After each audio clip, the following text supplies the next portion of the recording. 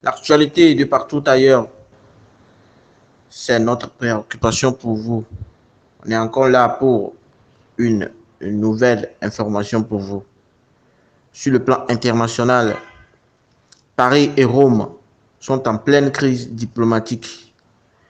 En effet, le ministre de l'Intérieur italien, Matteo Salvini, accuse la France d'empêcher le développement en Afrique. Dans un discours accordé à lundi, Di Maio, vice-président italien, il affirme que, je cite, « Si aujourd'hui, nous avons des personnes qui quittent l'Afrique, c'est à cause de plusieurs pays africains, y compris la France en tête, qui toujours n'a pas fini de coloniser l'Afrique.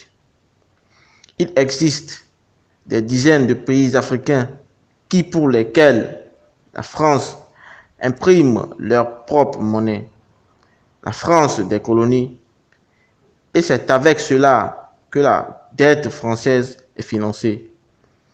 Si la France n'avait pas de colonies africaines, elle serait la 14e puissance économique mondiale.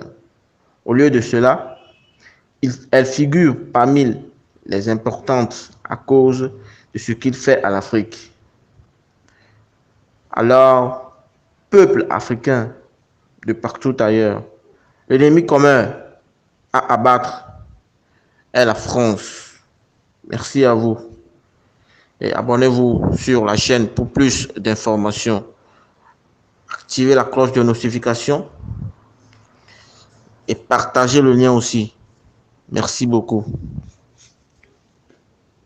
Paris et Rome, de nouveau en pleine crise diplomatique. Après Luigi Di Maio, c'est l'autre vice-premier ministre italien et également ministre de l'Intérieur, Matteo Salvini, qui accuse la France d'empêcher le développement en Afrique. L'ambassadrice d'Italie en France a été convoquée hier au Quai d'Orsay pour s'expliquer.